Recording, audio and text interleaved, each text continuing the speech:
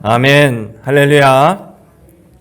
어제 성탄절 모이지 못해서 함께 인사하지 못했던 우리 메리 크리스마스를 한번 우리 양옆에 분과 소라하겠습니다. 메리 크리스마스. 예.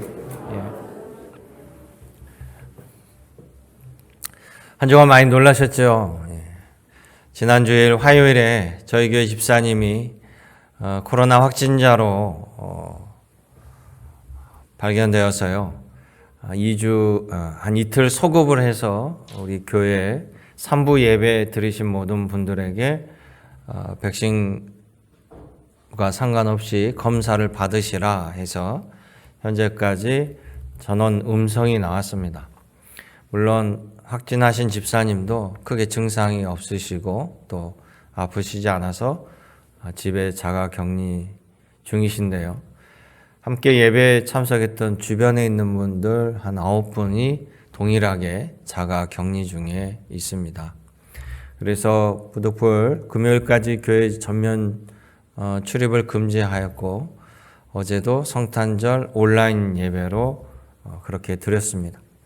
이제 오늘부터 정상적으로 예배를 드립니다.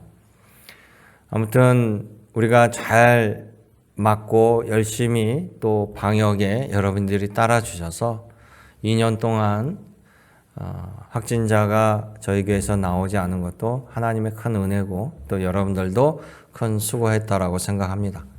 아무리 잘 막아도 무증상은 본인도 알지 못하니까 그것을 저희도 막기는 어렵고요. 여러분들도 단지 그 옆에 앉았다라만 이유로도 요즘에는 격리를 하니까 실은 성탄절에 세례식이 있었습니다. 이제 두 사람이 그 옆에 앉아가지고 덩달아 지금 격리가 돼서 성탄절 세례도 1월 중에 하려고 연기했습니다. 아무튼 이렇게 다시 얼굴 보고 예배 드릴 수 있음을 너무 감사드리고요. 우리가 내일 일을 알지 못하지만 우리를 지키시고 보호하신 이는 하나님이시기에 또 하나님을 의지하고 여기까지 왔고 또 내년도 하나님을 의지하며 나아가야 될 줄로 믿습니다. 그런 의미에서 오늘 요한복음 15장은 예수님께서 제자들에게 주신 말씀이에요. 열매 맺는 삶에 대해서 주님이 하신 말씀입니다. 즉 여러분들에게 주신 말씀이죠. 여러분 그 말씀을 따라서 주님과 함께하며 주님이 원하시는 열매를 얻는 우리 믿음의 권속이 되시길 원합니다. 지난 2002년에 우리나라에서 월드컵이 열렸습니다. 월드컵 개최국으로서 그동안 월드컵에 나아가서 1승을 하지 못했기 때문에 우리나라는 외국 감독, 히딩크 감독을 모셔와서 국가대표팀을 맡겼습니다. 히딩크 감독이 이끄는 우리나라 국가대표팀이 월드컵 본선에 진출하여 4강까지 올라가는 파란을 일으켰습니다. 우리 모두가 다 감동적으로 보고 기억하고 있습니다. 그 전까지 우리나라 축구 전문가들은 우리나라 국가대표팀은 체력과 정신력은 강한데 남미나 유럽 선수들과 달리 개인기에 있어서 기술이나 선수들 개인기는 그들에 미치지 못하기 때문에 월드컵에 나가서 좋은 성적을 거두지 못했다. 이렇게 판단을 해왔고 또 얘기해 와서 국민들도 그렇게 알고 있었습니다. 그런데 새롭게 부임한 히딩크 감독의 판단은 달랐습니다. 한국 대표팀은 체력도 약하고 정신력도 약하다는 진단이었습니다. 그동안 우리나라 선수들의 강점이라고 가지고 있던 그것마저도 부인되는 그런 일들을 보게 되었죠. 히딩크 감독은 자신의 방식대로 한국 선수들을 훈련했습니다. 그리고 월드컵 본선에 올라가서 파죽지세로 승리하더니 4강까지 진출하는 놀라움을 보여줬습니다. 히딩크 감독은 한국 팀은 세계를 놀라는 팀으로 만들겠다라는 자신의 말을 증명해 보였습니다. 히딩크 감독의 지시에 잘 따르는 선수는 그와 함께 월드컵 본선에 진출하고 히딩크 감독의 훈련과 지시에 잘 따르지 않은 선수는 경기에 뛰지 못했습니다. 아무도 주목하지 않았던 히딩크 감독이 발탁한 이 박지성이라는 선수는 히딩크 감독의 훈련 지시에 가르침에 잘 따라서 월드컵에 나가서 득점을 하게 되고 이후 세계적인 선수가 되었습니다. 알다시피 축구는요, 필드는 선수들이 뛰지만 지시는 감독이 내립니다. 그러니까 감독이 아무리 지시를 내려도 선수들이 따르지 아니하면 감독이 원하는 결과를 얻을 수가 없어요.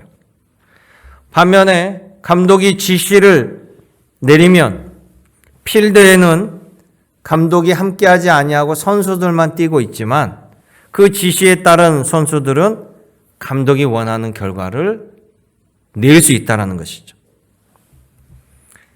우리들의 신앙생활도 마찬가지입니다. 바로 우리들이 예수님의 선수들입니다. 예수님은 우리의 총감독이 되시죠. 1년을 마무리하는 이 송년주일에 우리들이 예수님의 선수들로서 우리들의 신앙을 다시금 되돌아보는 시간이 되기를 원합니다. 축구 선수들처럼 필드에 나갔을 때 우리의 삶의 현장에서 예수님의 지시와 당부에 따라서 우리가 얼마나 열심히 뛰었는지, 오늘 요한복음 15장의 말씀은요, 예수님께서 제자들을 향하여 하신 말씀이에요. 제자들에게 주신 당부입니다. 제자들에게 주신 명령이에요. 곧 우리들에게 주신 말씀입니다. 예수님의 이 말씀을 다시금 바라보며 우리들의 신앙 생활을 여러분들 평가하시고 또 다잡아 가셔서 주님이 원하시는 결과를 이루는 또 우리 믿음의 권석이 되시기를 주님의 이름으로 당부드립니다. 오늘 요한복음 15장을 통해 예수님의 말씀 첫째는요, 예수님의 선택을 받은 사람들이 예수님의 제자라는 사실입니다. 15장 16절에 예수님이 분명히 말씀하시죠. 너희가 나를 택한 것이 아니요 내가 너희를 택하여 세웠다라고 말씀하십니다. 축구 감독이 선수를 뽑듯이 기독교 신앙인들은 바로 예수님의 선택을 받은 자들이에요. 우리가 죄인 되었을 때 예수님께서 선택한 나를 위해서 십자가를 기꺼이 지심으로 말미암아 우리가 죄로부터 해방을 받는 은혜를 입게 된 것이죠. 그것은 곧 아버지 하나님의 사랑이고 그 사랑의 이유였습니다. 그래서 신자는 예수님 때문에 거룩한 성도라고 불림을 받는 거예요. 전에는 죄의 종이었는데 예수님께서 나를 선택해서 하나님의 자녀, 양자를 삼아줬기 때문에 우리가 하나님을 아버지라고 부를 수 있게 된 것이죠. 그러기에 여러분들이 성도가 된 것은 주님의 선택의 결과입니다. 여러분의 집사의 직책도, 권사의 직책도, 장로의 직책도 주님께서 주님의 몸된 교회를 위해서 선택하여 세운 직책입니다. 목회자도 마찬가지 주님이 선택하여서 주의 종으로 세우신 것이죠. 그러기에 예수님의 12 제자만이 선택받은 제자가 아니라 여러분 모두는 예수님의 선택받은 자녀임을 여러분 기억하시기 바랍니다. 우리는 스스로 예수님을 구주로 선택한 것이 아니에요. 세상 누구도 스스로 하나님을 알지 못합니다. 예수님이 우리를 깨우쳐 주셔서 그리스도라 고백하게 만드신 거예요. 성경은 분명히 얘기합니다. 성령님이 아니고서는 예수님을 그리스도로 구주로 고백할 수 없다라고 단언합니다. 그러니까 여러분들이 스스로 예수님을 구주로 영접해서 예수님을 구주로 고백하는 것이 아니라 성령께서 여러분들 한 사람 한 사람 택하셔서 예수님을 나의 구원자, 구세주, 주님으로 고백하게 만든 거예요. 22절에 보세요. 예수님이 이렇게 말씀합니다. 내가 와서 그들에게 말하지 아니하였더라면 죄가 없었거니와 죄를 모른다고 했거니와 지금은 그 죄를 핑계할 수 없느니라. 예수님이 나에게 오셔서 나의 죄를 알게 하시고 보게 하시고 시인하게 하셔서 나를 죄인으로 스스로 고백하게 할 수 있었던 것이고 예수 그리스도의 죄사함의 은혜를 받은 거예요. 그렇지 않고서는 내가 죄인임을 알지 못할 때 내가 누가 스스로 자신을 죄인이라고 고백합니까? 여러분들이 내가 죄인입니다. 하나님의 은혜를 간구하는 그 자체가 예수 그리스도로 말미암아 속죄함을 받았다는 그 자체가 바로 성령께서 알려주셔서 깨달은 것이에요. 여러분 사도 바울은요. 하나님은 알았습니다. 하나님께 열심한 사람이었어요. 그는 하나님의 말씀인 율법의 학자입니다. 정통한 학자였어요. 그런데 그는 예수님을 구주로 믿지 않았어요. 그런데도 성경은 하나님께서 바울을 만세 전에 선택한 종이라고 말합니다. 그런데도 바울은 자신이 선택된 종이로 알지 못했기에 예수 그리스도의 대적자로 살아왔어요. 그런 바울이 어떻게 예수님의 제자가 되었습니까? 바울은요, 지금으로 따지면 시리아라는 땅이에요. 시리아의 수도 다마스쿠스, 다메섹까지요, 기독교인들을 잡으러 다닌 사람이었어요. 아니, 보통 자기네 나라에서 핍박을 하면 모를까, 해외로까지 진출하면서 기독교인을 잡으러 다니는 그런 대적자였어요. 다메섹에 기독교인 잡으러 가는 도중에 예수님께서 그에게 일방적으로 나타나서 그를 제자로 삼으신 거예요. 바울은 자기가 예수님을 영접한 것이 아니라 예수님이 찾아오셔서 예수님이 제자로 선택한 겁니다.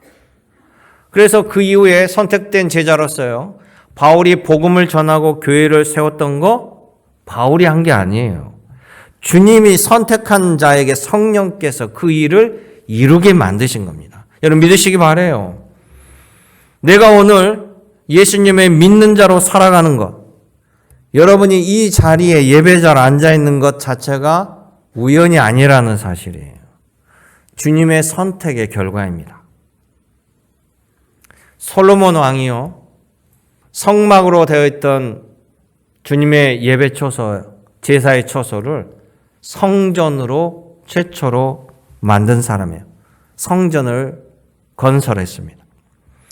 솔로몬이 건축한 것 같은데 솔로몬이 아니라 하나님께서 이미 다윗을 통해서 말씀하셨고 다윗이 성전을 짓고자 했어요.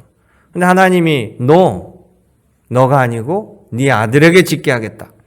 그래서 다윗은 그 성전의 재료들을 준비해 놨고 솔로몬은 그 이야기를 듣고 자랐을 겁니다. 하나님의 선택으로 솔로몬이 성전을 짓게 된 결과라는 사실. 하나님의 선택은 일방적입니다. 그런데 하나님의 선택, 예수님의 선택은 우리들에게는 축복과 은혜가 된다는 사실이에요. 여러분, 주님이 여러분들을 선택했다는 것은 주님이 여러분에게 관심을 가지고 있고 여러분들은 주님에게 의미 있는 존재라는 사실을 기억하시기 바라요. 믿으시면 아멘 하시기 바랍니다. 반은 믿고 반은 못 믿는 것 같아요. 아니면 오늘은 입을 최소한으로 보려고 작정을 하셨네요. 제가 2부 예배를 드리는데요. 좌우석에는 교인들이 그래도 쫙 앉아, 여기만 없는 거예요. 제 앞쪽만, 저 뒤쪽에 두 분만 앉아 계신 거예요. 그런 경우가 한 번도 없었는데, 이 코로나 이후에 첫 해면하니까 그런 건지, 여기가 전부 다 없어서 제가 설교를 하다가 도중에 혹시 여러분들 제가 여기 앉으시면 침 튀길까봐 놀래서 이 자리를 피하셨나요? 그렇게 물어봤어요. 근데 여러분, 오늘 되게 아멘 소리가 작네요. 두려우면 지는 겁니다. 두려움을 극복했기 때문에 여러분들 이 자리에 와 계신 거예요. 아직도 두려움은 못 오세요. 안 오신 분들을 제가 뭐라 하지 않습니다. 몸이 안 좋거나 위험하거나 그러면 영상 예배로 드릴 수 있도록 오늘도 메시지를 보내드렸어요.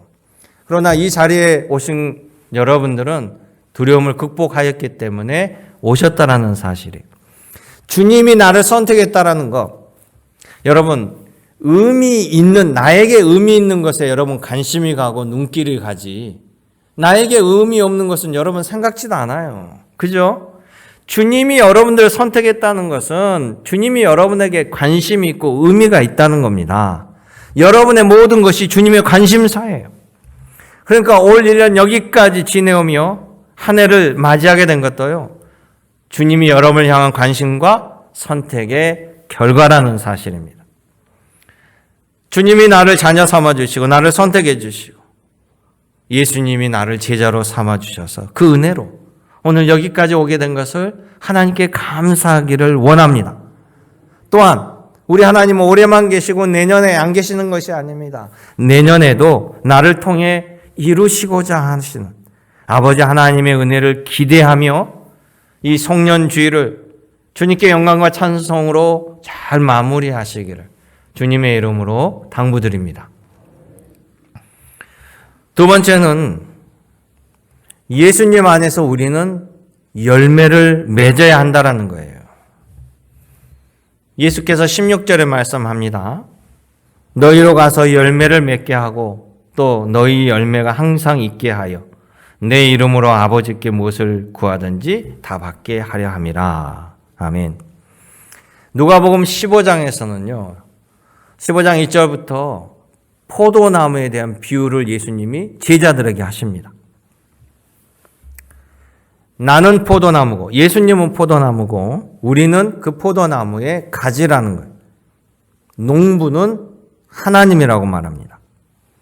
농부가 포도나무를 심고 가꾸는 이유는 포도를 따기 위함이라고 분명하게 기록하고 있습니다. 포도나무를 심은 것은 포도를 수확하기 위해서 포도를 기대하고 심는 거죠. 그냥 관상용 나무로 보려면, 꽃을 보려면 장미를 심든지 튤립을 심든지 화려한 유채꽃을 심고 보면 됩니다. 그런데 꼭 집어 포도나무를 심으셨다는 것은 포도나무 열매를 원하신다는 거죠. 그러니까 농부가 이 포도가 잘 자라기 위해서 비료도 주고 적절한 물도 뿌려주고 햇빛도 공급해 줍니다. 농부가 최선을 다해 노력을 할지라도요, 이 포도나무에 포도 가지가 실하게 붙어있지 아니하면요, 영양분이 이 모세혈관을 통해서 가지 끝까지 뻗어나가지 못합니다. 영양분이 공급되지 아니하면 포도라는 열매가 맺힐 수가 없지요. 상식이잖아요. 이 이야기를 왜 제자들에게 하실까요? 바로 우리가 예수님의 제자로 잘 살아가는 방법이 여기에 담겨져 있기 때문에 그렇습니다. 우리가 가지라고 했으니 당연히 포도나무에 예수님에게 잘 붙어 있어야만 생명수를 공급받을 수 있는 거예요. 바로 그 이야기가 15장 5절에서부터 7절의 말씀이에요. 나는 포도나무여 너희는 가지라. 그가 내 안에 내가 그 안에 거하면 사람이 열매를 많이 맺나니 나를 떠나서는 너희가 아무것도 할 수 없음이라. 너희가 내 안에 거하고 내 말이 너희 안에 거하면 무엇이든지 원하는 대로 구하라. 그리하면 이루리라. 예수님의 말씀이에요. 그러니까 15장 5절에서 7절 여기 예수님께서 열매를 잘 맺는 방법, 첫째는 예수님 안에 붙어 있으라는 거죠. 두 번째는 2절에 보면 하나님께서 우리를 깨끗하게 해주시는 것을 받으라는 거예요. 여러분, 수확을 잘 하기 위해서는요, 나무를 잘 가꾸면서 벌레와 해충을 막아줘야 돼요. 참새가 와서 다른 새가 와서 쪼아먹든지 벌레가 있으면 안 되니까 농약도 쳐주고 관리를 하잖아요. 깨끗하게 유지해 주는 거예요. 그렇게 했을 때 열매가 맺힙니다.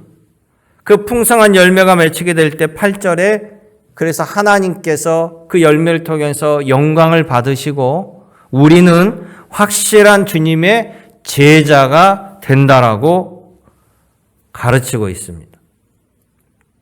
그럼 포도라는 것은 무슨 의미일까요, 우리에게? 이 열매라는 포도는요, 바로 우리가 예수님의 제자로서 말씀을 실천하는 삶의 결과들입니다.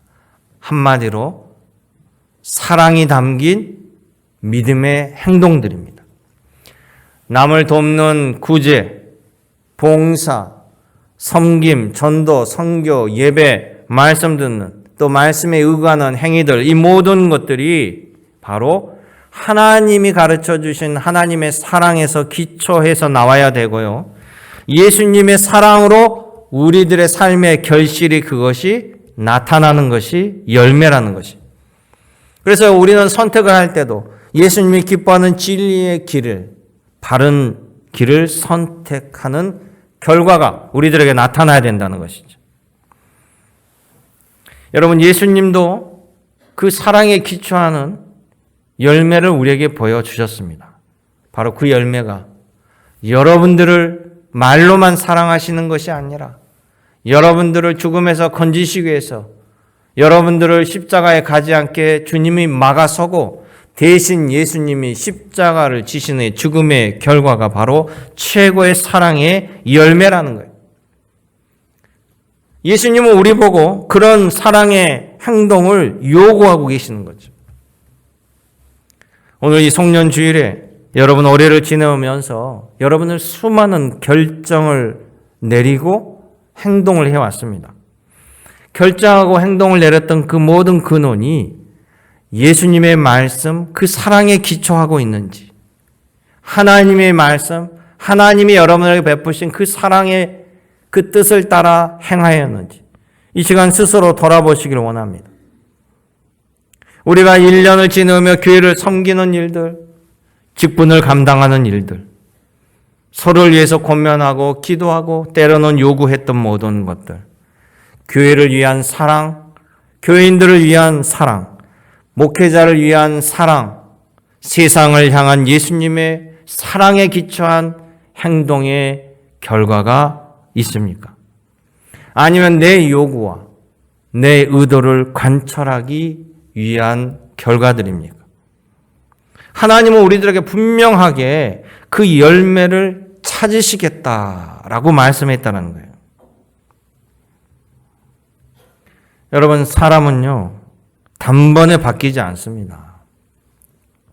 그만큼 죄의 영향력이 강력합니다. 주님은요,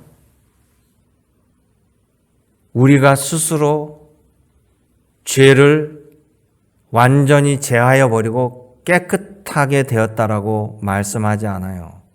우리가 죄인임에도 주님의 사랑으로 속죄로 우리를 깨끗하게 칭하여 주셨다.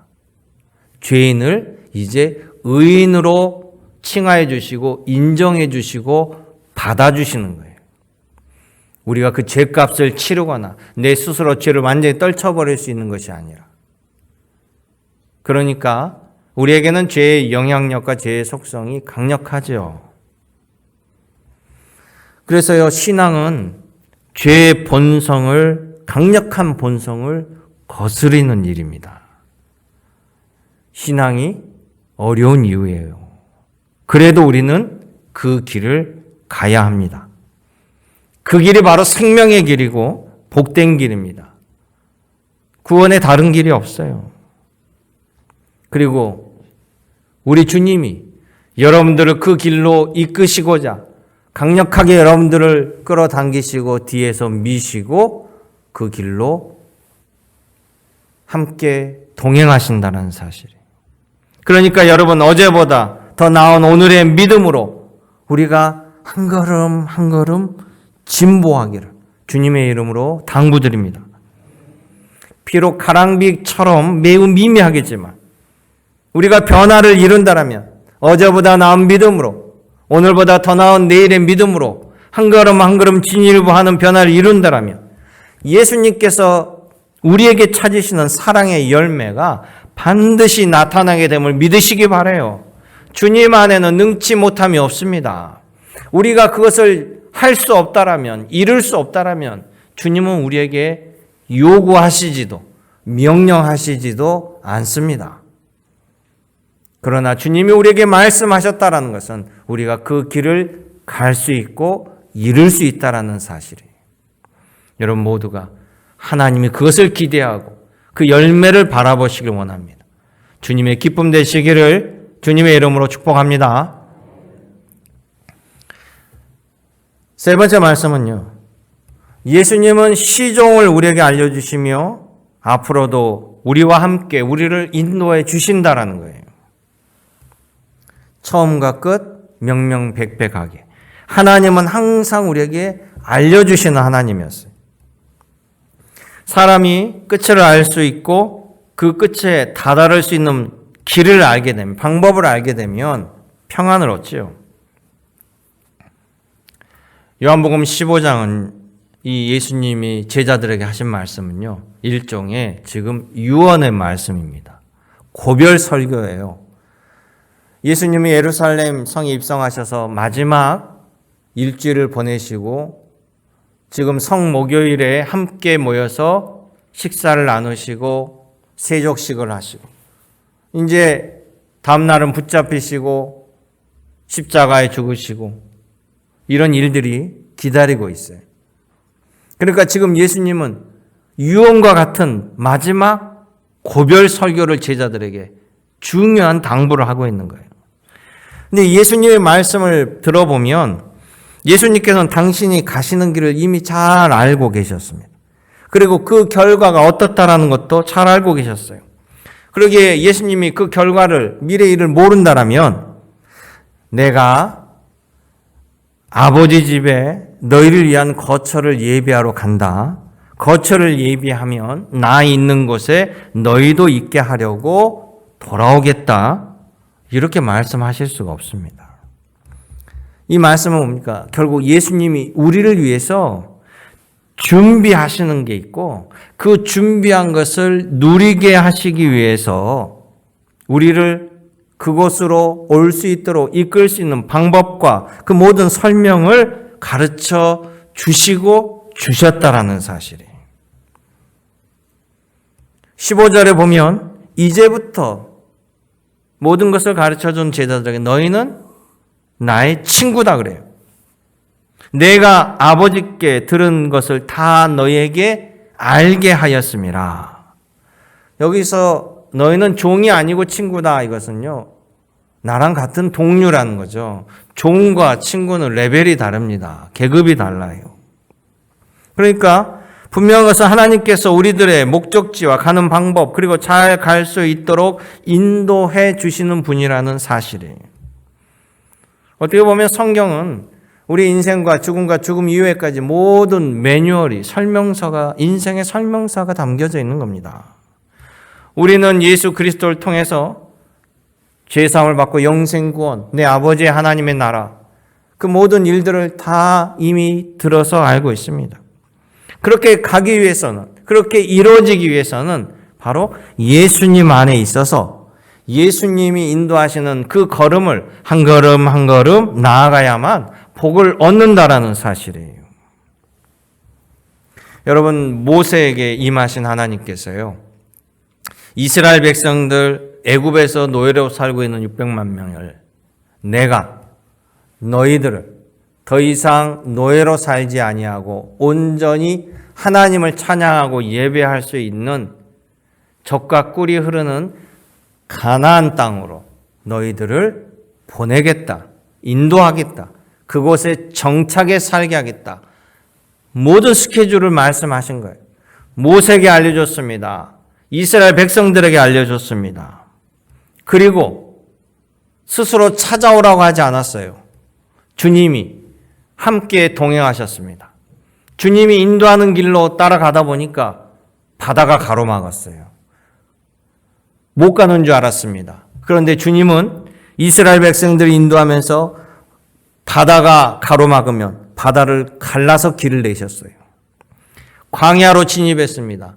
여러분, 광야로 들어가면 동서남북 어딘지 방향을 알지 못해요. 그럴 때 주님은 어떻게 했습니까? 구름기둥, 불기둥으로 길을 인도하셨습니다. 2중, 3중으로 그들을 지키시고 보호하셨어요. 구름기둥, 불기둥 가지고 따라가는 백성들의 성경에 보면 앞뒤로 좌우로 하늘의 천군 천사가 호위하면서 인도하였다라고 나와요. 하나님께서는 이스라엘 백성들을 인도하여서 가나안 땅에 기어코 들어가서 정착시켰습니다. 하나님이 하신 일이에요. 이사야 선지자에게 주시는 하나님 말씀 중에 놀라운 말씀이 있습니다. 이사야 46장 10절의 말씀입니다. 같이 읽어볼까요? 내가 시초부터 종말을 알리며 아직 이루지 아니한 일을 옛적부터 보이고 이르기를 나의 뜻이 설 것이니 내가 나의 모든 기뻐하는 것을 이루리라 하였노라. 아멘. 자, 시종을 다 알려주시고 거기에 예언을 통해서 가야 할 길, 해야 할 길도 알려주시고 내가 뜻을 세워 그 모든 것을 주님이 이루신다. 우리 성경에 있는 모든 내용. 오늘 저 말씀만 깨달아도 여러분 설교 말씀 다 들은 거예요. 신약에서 보면 예수님의 대적자였던 바울, 그가 예수님을 영접하고 예수님의 제자가 돼서 자기가 열심히 복음 전하고 전도하고 교회를 세운 것이 아니에요. 자기가 복음 전하고 전도하고 세워진 모든 교회가 다 성령께서 가르쳐 주신 대로 성령이 이끄신 대로 나간 결과입니다. 바울은요, 복음을 전하면서 아시아 지역에 들어가서 복음을 전하려고 했어요. 자기 계획은 그거였습니다. 그런데 그 길을 막판에 아니다, 하나님께서 노하고 막으신 거예요. 그리고 전혀 바울이 생각지 못한 빌립보 지방으로 바울을 보냈습니다. 빌립보에 들어갔더니요, 말씀을 사모하는 사람들이 거기 있었던 거예요. 그래서 그 빌립보에서 루디아 여인을 만나서 복음을 증거하고 거기에 생각지 못한 교회가 빌립보 교회가 세워진 겁니다. 또한 바울이요, 성전에서 전도하다가 붙잡혀요. 그래가지고 로마 군부대로 압송이 돼서 감옥에 갇힙니다. 근데 바울이 성전에서 붙잡혀 간 죄목은요, 종교적인 죄목이에요. 유대인들이 그를 걸어가지고 고발을 했기 때문에 실제 로마법에 의해서 그가 죄를 범한 것이 없어요. 그러니까 이 로마 당국이, 군인들이 바울을 감옥에 가둔 것 자체가 불법이에요. 그런데 이 유대인들은 막 소란을 하고 소요 사태를 일으키면서 바울을 죽이고자 했죠. 그러니까 바울이 감옥에서 말 한마디면 풀려납니다. 자, 나를 무슨 제목으로 가뒀습니까? 나는 로마 시민입니다. 이 말 한마디만 하면 풀려나요. 왜냐하면 로마 시민을 로마 법도 어기지 않았는데 감옥에 가둘 수가 없어요. 그러니까 그 말을 들은 그 군대 장교가 깜짝 놀라서 바울한테 그러잖아요. 나는 실은 돈을 주고 로마 시민권을 샀는데 당신은 로마 언제부터 시민이었냐고 화들짝 놀라요. 그는 풀려날 수 있었는데 바울이 뭐라고 하냐면요, 나를 황제 앞에 재판으로 제대로 받을 수 있도록 로마 시민의 권리를 가지고 나는 상소합니다. 정식 재판을 청구한 거예요. 로마 시민이 정식 재판을 청구했기 때문에 그는 로마에 가서 황제 앞에 재판을 받아야 돼요. 왜 그랬을까요, 바울이? 풀려날 수도 있는데. 바울이 스스로 그 이유를 얘기합니다. 로마 군부대에 붙잡혀 있을 때, 감옥에 있을 때 성령께서 바울에게 얘기해요. 너는 로마에 가서 복음을 전해야 된다. 이런 말씀을 받아요. 그러니까는 바울이 풀려날 수 있음에도 불구하고 성령님의 말씀을 받아서 상소를 해가지고 기어코 로마에 압송해서 로마에 가서 가택연금을 2년 동안 당하면서 로마가 준비해준 그 집에서 사람들을 만나고 2년간 복음을 전하는 거예요. 그 복음을 전하고 로마에서 순교하게 돼요. 그런데 그의 죽음이 헛되지 않습니다. 그가 로마 제국의 심장부 로마시예요. 예수 그리스도교의 본거지로 만들어버려요. 사랑하는 성도 여러분, 말씀을 듣는 것이 힘이고 말씀을 아는 것이 힘입니다. 여러분, 아는 만큼 하나님의 위로와 소망과 능력을 받게 되는 거예요. 하나님의 말씀을 사모하는 여러분 되시길 원합니다. 성령님의 인도하심을 사모하는 여러분 되시길 원합니다. 주님은 이렇게 이미 말씀으로 우리에게 가르쳐 주시고 알려주신 것 외에도 이중 삼중으로 우리를 지키시고 보호하시고 인도하시는데, 그것이 바로 보혜사 성령님이 우리와 함께 하시며 늘 말씀을 기억나게 하시고 듣게 하시고 인도해 주신다라는 사실이에요. 요한복음 15장 26절에 예수님께서 제자들에게 말씀합니다. 내가 아버지께로부터 너희에게 보낼 보혜사 곧 아버지께로부터 나오시는 진리의 성령이 오실 때 그가 나를 증언할 것이요. 할렐루야.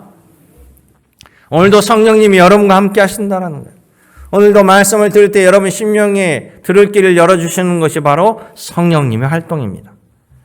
그러기에 사랑하는 성도 여러분, 하나님의 말씀은요, 하나도 땅에 떨어지지 아니하고 주님께서 이루십니다. 믿으시기 바라요. 그러기에 우리는 올해만 있는 것이 아닙니다. 내년에도 하나님이 함께 하십니다. 내년에도 말씀대로 여러분 좋은 것을 택하시고 행함이 있는 믿음의 결실을 이루시기를 주님의 이름으로 간절히 당부드립니다. 우리는 지금 코로나 2년 차를 지내옵니다. 여러분, 믿음으로 잘 견디셨어요. 믿음으로 잘 따라주셨습니다. 우리 교인들 참 수고 많았어요. 2년 동안 우리는 얼마나 열심히 방역에 참여하고 함께 잘해왔습니까? 단 한 번 확진자가 나타났다라고 완도에서는 얼마나 믿지 않는 사람들이 교회를 욕하는지 몰라요. 그들은 이래도 욕하고 저래도 욕합니다. 그러나 여러분들은 정말 수고하셨어요. 최선을 다했습니다. 우리 간절한 믿음과 기도를 통해서 내년에는 이 코로나 바이러스 팬데믹이 종식이 되기를 주님의 이름으로 간절히 간구드립니다. 우리 모두 그런 은혜를 함께 누리며 하나님께 영광 돌리는 내년이 되기를 주 안에서 함께 소망하며 또 하나님의 은혜를 바라보며 살아가시는 우리 믿음의 권속이 되시기를 주님의 이름으로 축복합니다. 참 좋으신 아버지 하나님, 오늘도 살아계셔서 저희들과 함께 하여 주심을 감사드립니다. 부족한 저희들을 택하여 주님의 자녀를 삼아 주시고 또 능력에 능력을 더하여 주시고 우리들의 시종을 주관하여 주심을 감사드립니다. 하나님이 기뻐하시는 열매 맺는 삶이 될 수 있도록 풍성한 은혜의 삶이 될 수 있도록 주님 끝까지 저희들이 좌로나 우로나 치우치지 아니하고 주님과 동행할 수 있도록 붙잡아 주시옵소서. 언제나 함께 하신 예수님의 이름으로 기도 올리옵나이다. 아멘.